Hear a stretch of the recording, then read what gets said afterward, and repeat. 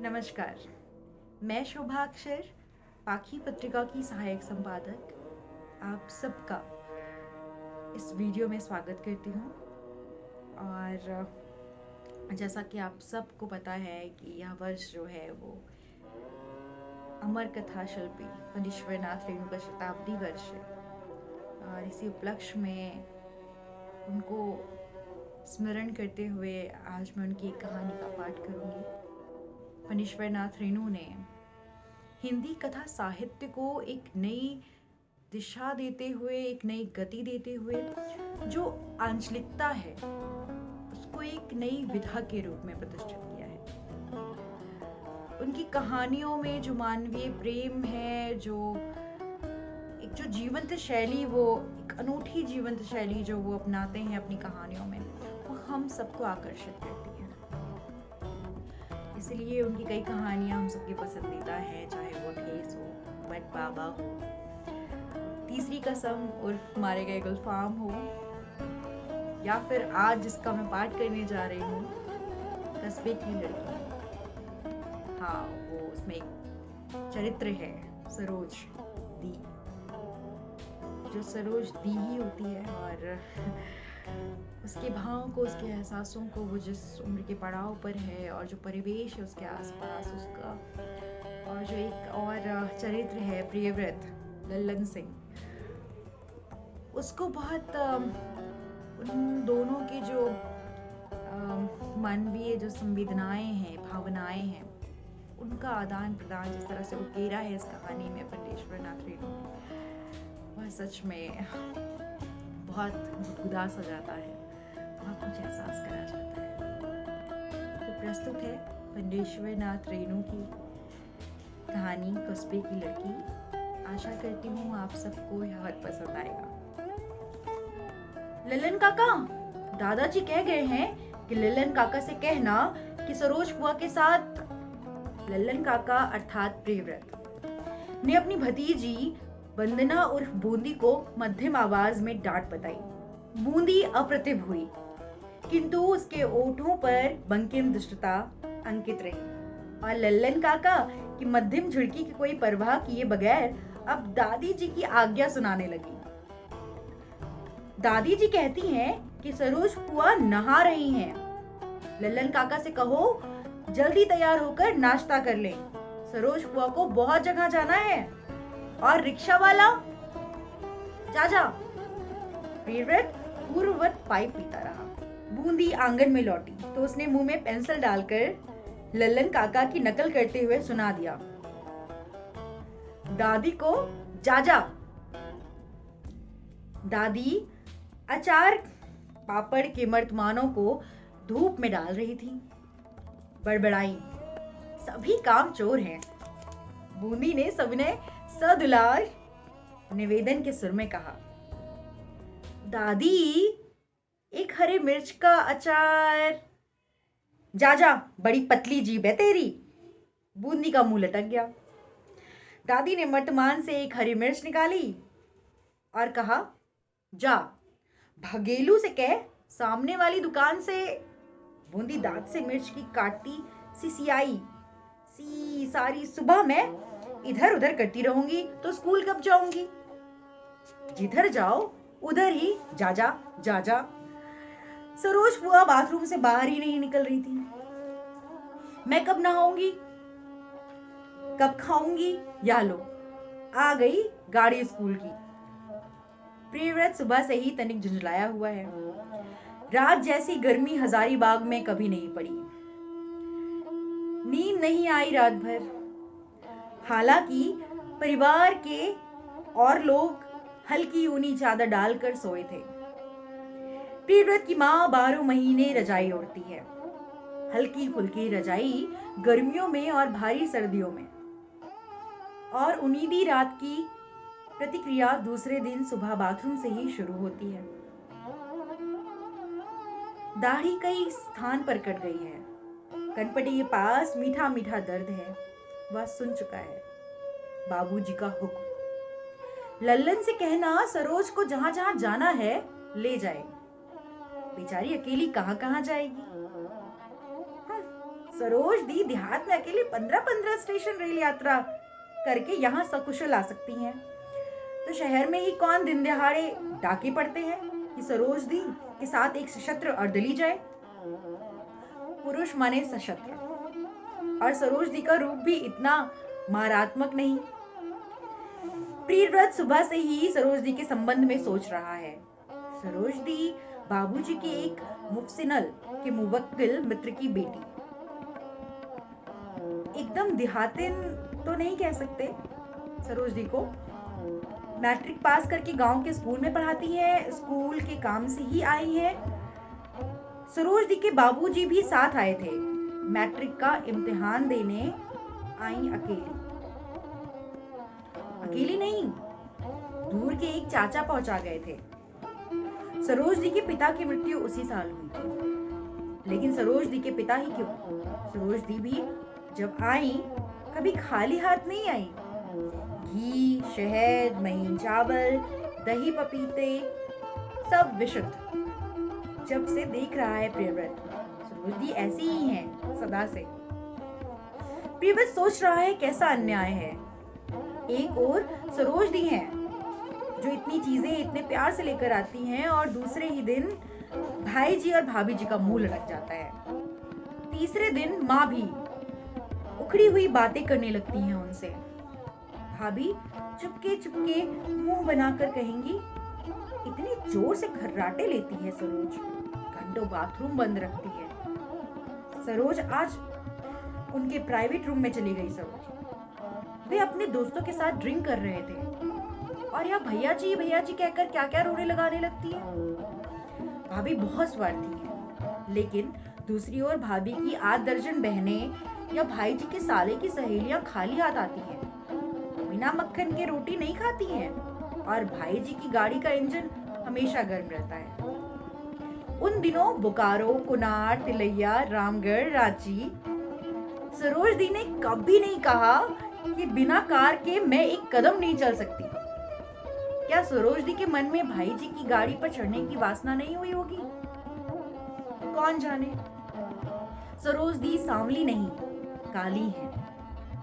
कद मंझोला है, मोटी नहीं, देह दोहरी है। तनिक गूंगेपन का सुर मिला हुआ है। चलते समय हर डग पर अस्वाभाविक ढंग से जोर देती हैं, और प्रसन्न होकर हंसते समय मुंह से लार टपकती पड़ती है। यदा कदा ओठ सदा भीगे रहते हैं। प्रियव्रत को याद है मैट्रिक की परीक्षा देने आई थी सरोज दी। बाबूजी का मुहर्रिर इब्राहिम रोज टमटम पर साथ जाता था, फिर 4 बजे जाकर ले आता था। उस बार भाभी ने झूठ मूठ सरोज दी पर आरोप लगाया था। बूंदी के गले की सोने की सिकड़ी भाभी के बक्स से ही निकली थी। सरोज दी बाथरूम से बाहर आ गई नहा धोकर। लल्लन बाबू, प्रियव्रत ने अब अपने से सीधा सवाल किया। क्यों लल्लन बाबू? भाई जी की किसी साली या भाई जी के साले की किसी साली के साथ एक रिक्शे पर शहर घूमने में तुमको कभी कोई ऐतराज होता? अंदर आंगन में बूंदी भाभी से कुछ कह रही हैं।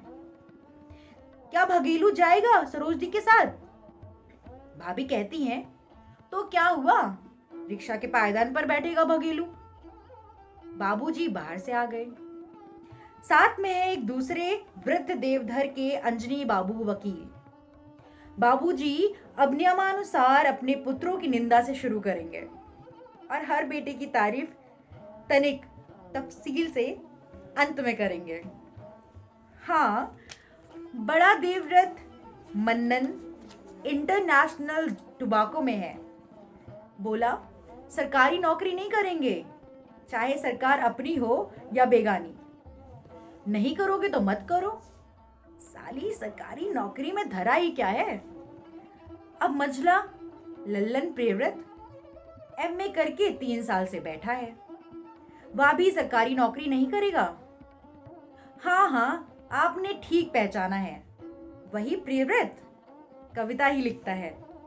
और सबसे छोटा दहन सत्यव्रत भागकर नेवी में चला गया। चिट्ठी आई तो मैंने भी कहा डूबने दो कमबख्त को, नेवी में जाए या एयरफोर्स में। लिख दिया मेरा लड़का सबकी राजी खुशी से नेवी में भर्ती हो रहा है। और क्या करें, इस साल ट्रेनिंग खत्म करके अफसर हो जाएगा। भगेलू कहाँ जा रहा है भगेलू? लल्लन कहाँ गया? सरोज के साथ भगेलू क्यों जाएगा? मैं जाऊंगा। प्रियव्रत धड़फड़ा कर उठा। अब एक सप्ताह घर की शांति गई। दिन रात बड़बड़ाते रहेंगे, ब्लड प्रेशर बढ़ेगा, डॉक्टर विनय आएंगे, फिर दोनों मिलकर घर भर के लोगों की दुर्गत कर डालेंगे। अंदर जाकर बोला, किसने कहा कि मैं नहीं जा रहा हूं? कमरे में कपड़े बदलती हुई सरोज ने कहा, लल्लन को छुट्टी नहीं है तो भगेलू ही चले ना। माँ बोली, नहीं सरोज, लल्लन तैयार है। सरोज कमरे से बाहर आई, चप्पलों को बेतरतीबी से खिसकाती हुई। भीगे ओठों पर मूक जनोचित मुस्कुराहट छाई हुई, गिलगिलाती मुस्कुराहट। रिक्शा वाले की दृष्टि और मंद मुस्कुराहट को परखता है प्रियव्रत। वह रिक्शे में सिकुड़कर एक किनारे जा बैठा। सरोज पास आकर बैठी। सरोज दी कोई सस्ता किंतु चालू पाउडर लगाती है शायद। केस में कोई आयुर्वेदिक तेल डालती है क्या? साड़ी तो हैंडलूम की है। एक बार प्रियव्रत की भाभी कह रही थी, सरोज का ब्लाउज सर्दी के मौसम में भी बगल से भीग जाता है। अभी तो भीगा ही हुआ नहीं है।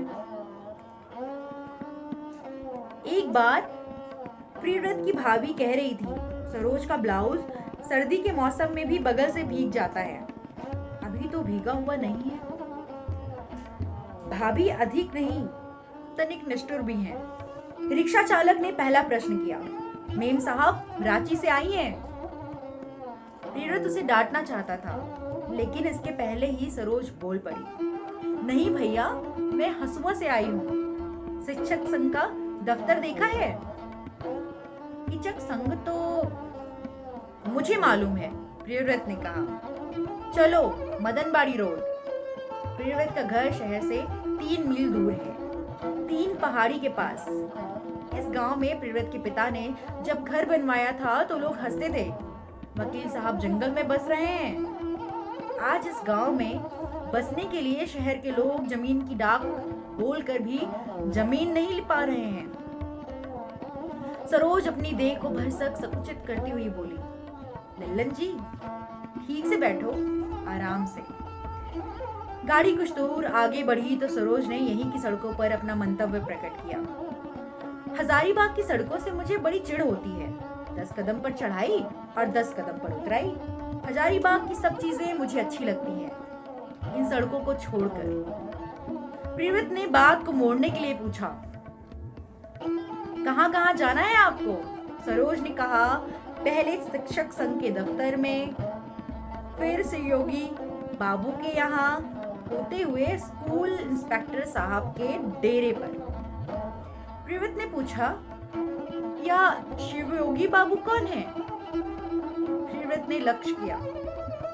सरोज दी हर बार बोलने के पहले एक अस्फुट हंसी हंसती है।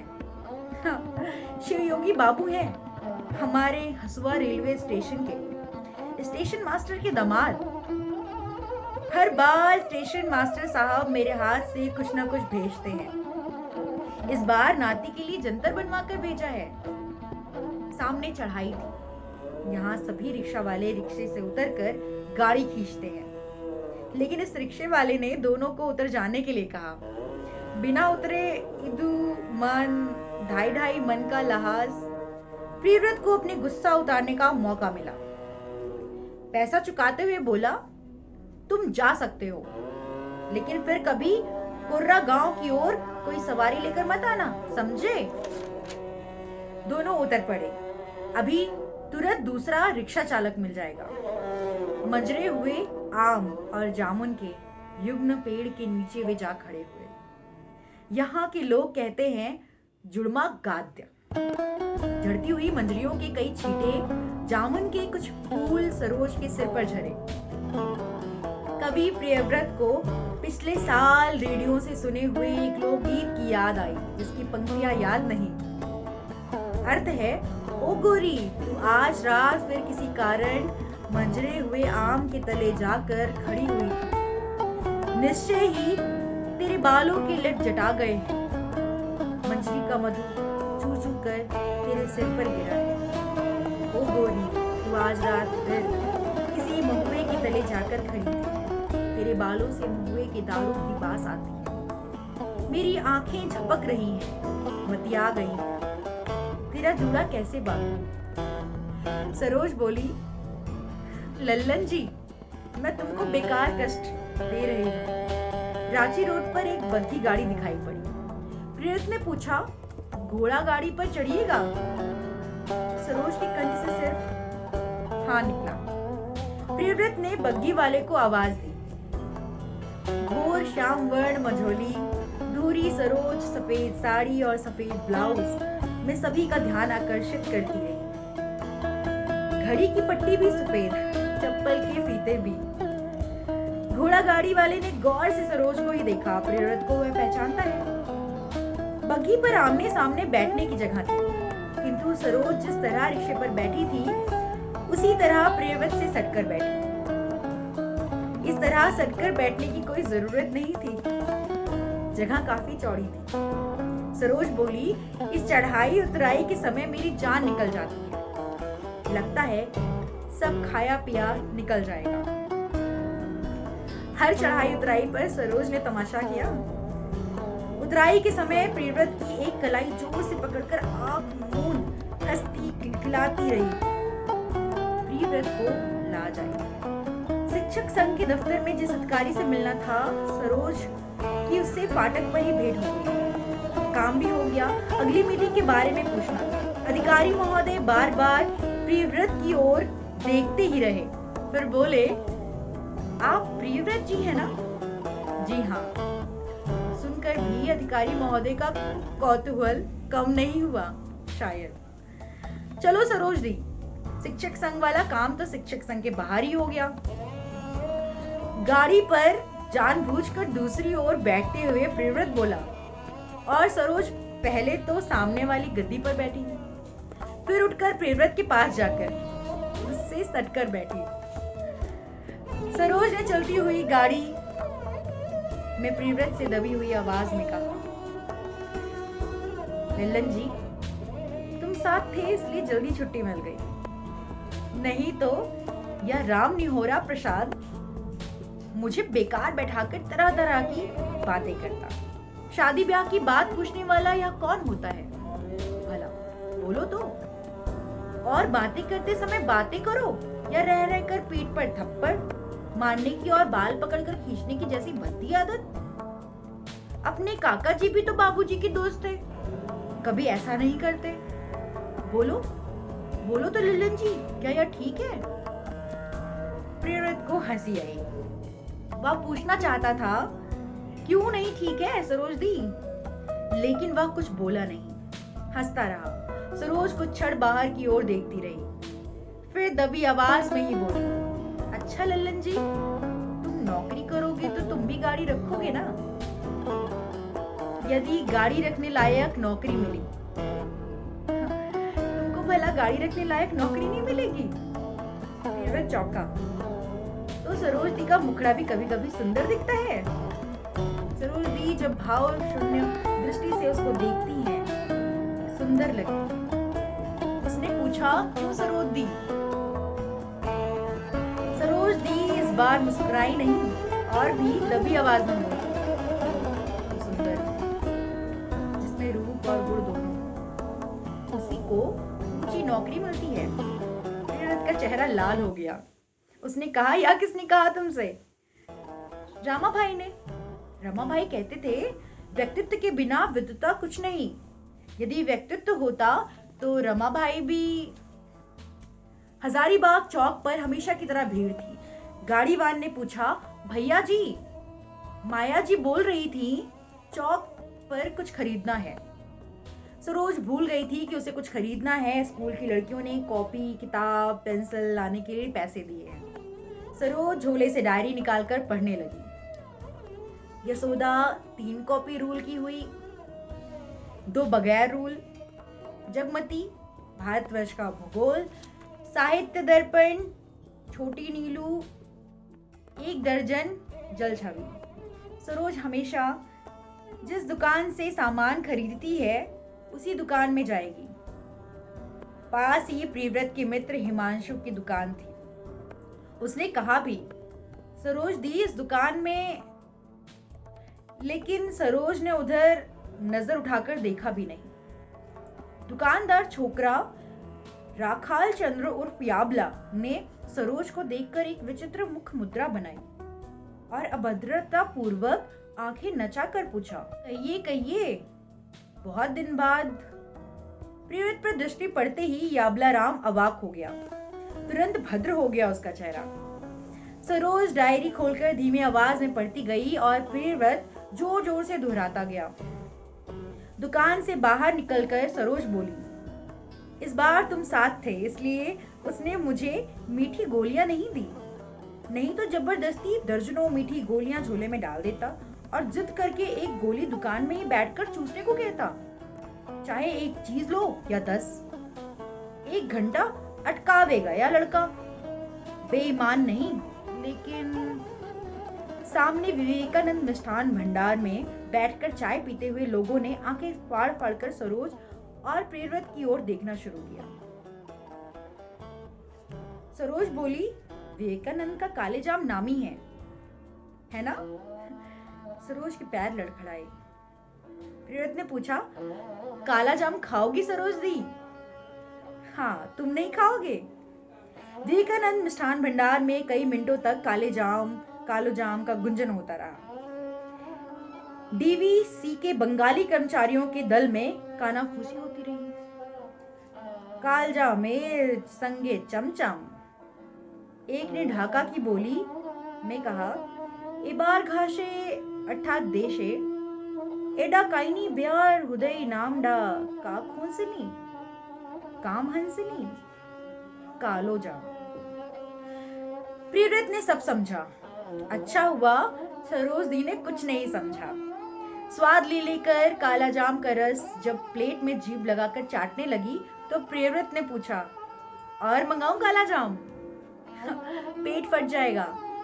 सरोज के इस जवाब से प्रियव्रत को फिर लाज आई, किंतु इस बार गाड़ी में वह प्रियव्रत के सामने बैठी।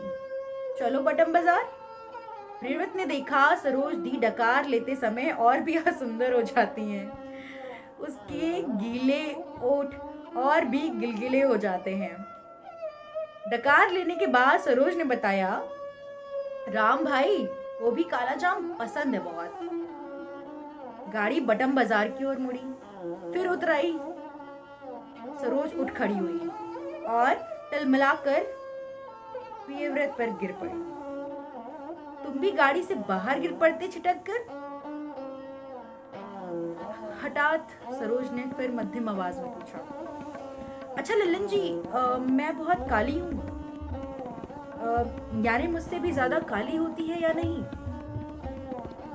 प्रियव्रत ने समझा पूरा प्रश्न भी नहीं पूछ सकी सरोज जी, क्योंकि प्रियव्रत का चेहरा अचरज और लाज से अजीब सा हो गया था। सरोज ने फिर पूछा, मैं बहुत मोटी हूँ?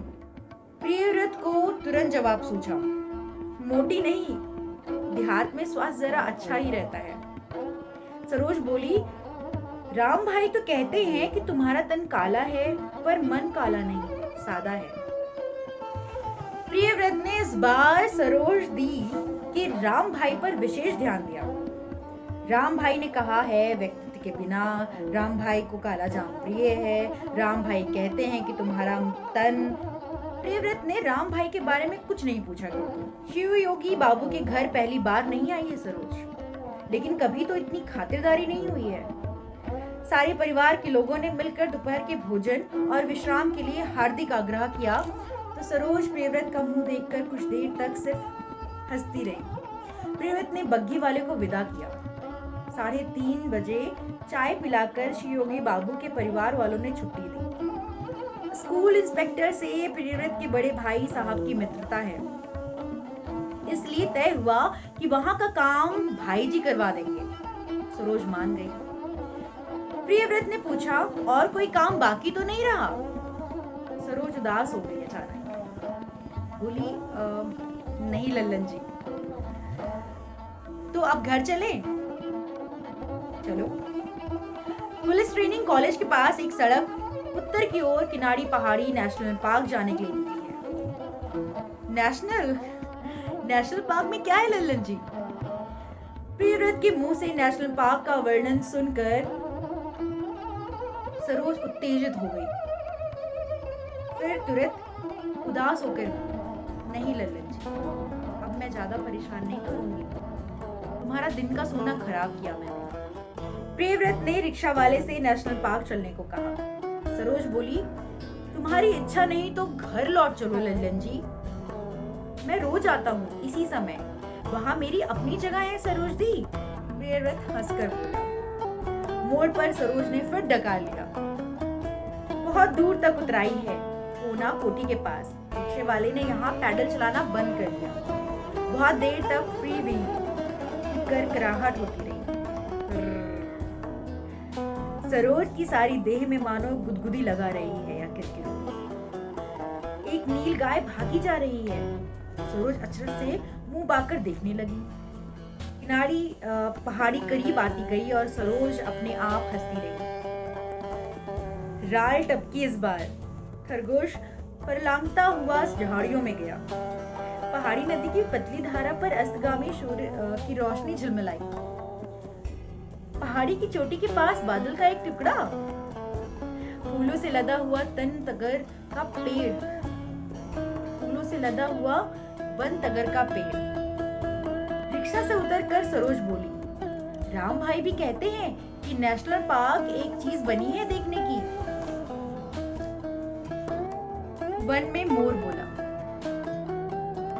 सरोज डरी। हाँ लल्लन जी, सुना है नेशनल पार्क में बाघ सिंह भी है।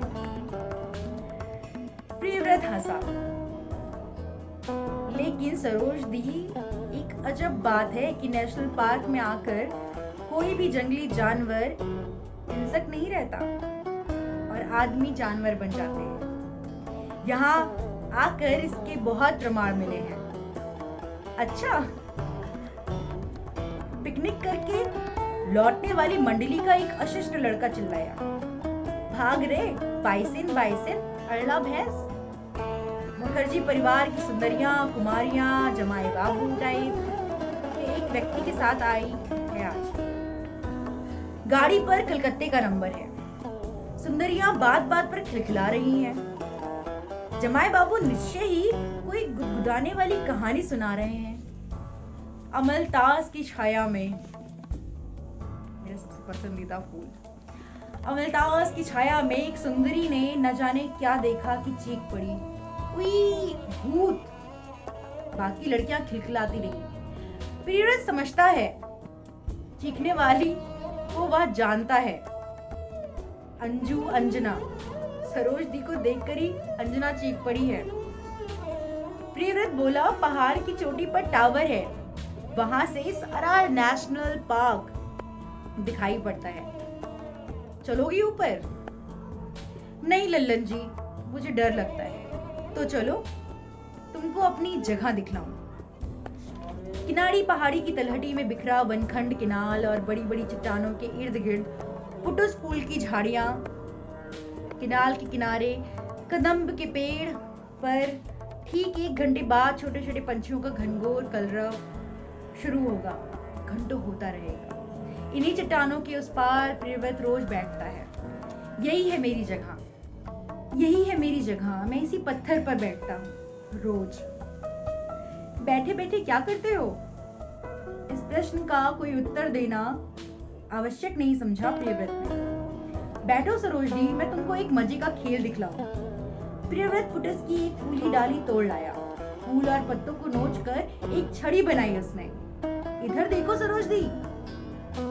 सरोज ने देखा, सामने की धरती पर लजौनी लता पसरी हुई, कुछ दूर तक लगता है एक गलीचा। लाजवती, लाजवंती, लजौनी, छुई मुई, अरे रे लल्लन जी, या क्या कर रहे हो? प्रियव्रत रोज इस तरह इन सजीव लताओं को छूता है। पुटुस की डाल की छड़ी से पहले एक क्रॉस बनाता है। छड़ी छुआता जाता है, पत्तियां मुंदती जाती हैं। अंत में अंधाधुंध छड़ी चलाकर सबको सुला देता है। सरोज प्रियव्रत के इस खेल को अचरज से देखती रही। जब प्रियव्रत ने सभी पत्तियों को सुला दिया तो सरोज ने एक लंबी सांस ली। बोली, लल्लन जी तुम ठीक कहते हो, यहाँ आकर आदमी जानवर हो जाता है कभी कभी। प्रियव्रत हंसा। वह अपनी जगह पर जा बैठा। आकाश का वह बादल क्रमशः काला होकर झुकता जा रहा है। हवा गुम है। भाभी ठीक ही कहती थी। सरोज का ब्लाउज भीग गया है, बाह के नीचे अर्धवृत्ताकार। सरोज प्रियव्रत के पास आकर बैठ गई। एक बात बताऊं लल्लन जी? बिजली चमकी। सरोज के गोल ओठों पर भी बिजली चमकी। प्रियव्रत अवाक होकर देखता रहा। सरोज को इस तरह लात से गड़ते कभी नहीं देखा प्रियव्रत ने। सरोज कुछ बोल रही थी लेकिन राल टपक पड़ी तो चुप हो गई। फिर पुटुस के नन्हे फूलों को नाखून से खोदकर दांत से चबाने लगी। क्षण भर दोनों मौन रहे। किस सोच में पड़ गई सरोज दी? प्रियव्रत ने सरोज की देह छूकर मानो जगाया। सरोज दी अब लौट चले, पानी बरसेगा। सरोज हंसी। पानी बरसे? हम रूई नहीं है। लल्लन जी यह क्या कह रहे हो? लल्लन पगला, बचपन की आदत, ठीक इसी तरह गोदी में सिर रखकर इस तरह मेरी छाती से सिर रगड़ते रहे तुम। मैंने राम भाई से भी कहा है, तुम अभी भी 5 साल के शिशु हो लल्लन जी, तुम जानवर हो। जानवर, कवि, एमए, सुंदर सुपुरुष तुम, इतने प्यारे तुमको मैं जानवर नहीं बनने दूंगी। मैं ही जानवर हो गई हूँ। लल्लन जी मुझे माफ करो, इस कुरूपा बहन पर दया करो, मुझे लजौनी लता की तरह मत रौंदो। प्रियव्रत ने ध्यान मग्ना नारी मूर्ति को फिर छूकर जगाया। सरोज दी तुम किस सोच में पड़ गई यहाँ आकर? चलो घर चले। सरोज मानो नींद से जगी। नहीं लल्लन जी, यहाँ आकर आदमी कभी कभी देवता भी हो जाता है, देवता भी। प्रियव्रत को लगा सरोज दी अचानक सर्वांग सुंदरी हो गई हैं। वह फिर अपनी जगह पर आ बैठा। हवा का झोंका आया, मेघ बरसने लगा। दोनों 2 चट्टानों पर बैठे भीगते रहे। प्रियव्रत फिर उठा, सरोज के पास गया, हाथ पकड़कर उठाया। चलो। दोनों भीगते हुए जंगल पार कर सड़क पर आए। सरोज बोली, अब मेरा हाथ छोड़ दो लल्लन जी, अब मैं कभी हजारीबाग नहीं आऊंगी। राम भाई मुझे नहीं आने देंगे अब। सरोज सड़क पर लड़खड़ाई। प्रियव्रत ने फिर हाथ पकड़ लिया। सरोज कुछ नहीं बोली, फिर 2 बार करके चुप हो गई। यह कहानी नवंबर 1961 को रीनोजी ने लिखी। आशा करती हूँ, उम्मीद करती हूँ कि आपको यह कहानी पाठ जरूर पसंद आया होगा, आप जरूर इसे पसंद करेंगे। पुनः अमर कथा शिल्पी फणीश्वर नाथ रेणु को शत शत नमन।